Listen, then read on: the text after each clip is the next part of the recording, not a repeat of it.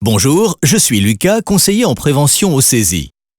Je vais vous expliquer comment s'organise la surveillance de santé périodique prévue dans l'arrêté royal du 14 mai 2019. Pour nous aider, je vous présente Max. Max est boucher. Il vient d'être engagé chez un grossiste en viande pour la découpe du bœuf. Son métier comporte des risques pour sa santé et sa sécurité. Ceux-ci sont déterminés par l'analyse de risques. Il y a par exemple les coupures, les glissades. Et aussi des risques chimiques, comme l'utilisation régulière de savons et détergents agressifs pour tuer les micro-organismes. Des risques biologiques dus notamment au contact avec les protéines animales, les carcasses et les abats. Des risques ergonomiques, la manutention manuelle de charges lourdes, des postures contraignantes, des gestes répétitifs. L'ensemble de ces risques constitue le profil de risque. Étant donné la présence de ces risques, Max est soumis à la surveillance de santé du CESI.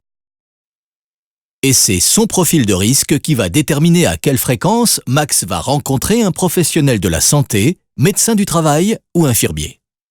De manière générale, les travailleurs peuvent être vus soit annuellement par le médecin du travail, soit en alternance par le médecin du travail et le personnel infirmier, sous la responsabilité du médecin du travail.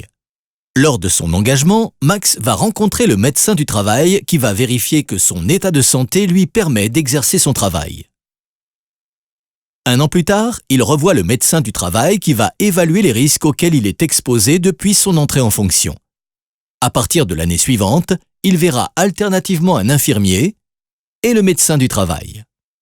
En quoi consiste la consultation avec le personnel infirmier ? Avant sa consultation, Max va être invité à répondre à un questionnaire en ligne. Ce questionnaire sera le même pour tous les services externes. Il portera sur la santé du travailleur. Lors de la consultation, l'infirmier parcourt le questionnaire avec Max pour détecter les situations de santé qui pourraient nécessiter un suivi particulier par le médecin du travail. Si l'infirmier le juge nécessaire, il peut orienter le travailleur en consultation auprès du médecin du travail. Bien sûr, à tout moment, s'il a un problème ou une inquiétude sur sa santé, Max peut demander à voir son médecin du travail en consultation spontanée. Son employeur lui rappellera cette possibilité chaque année.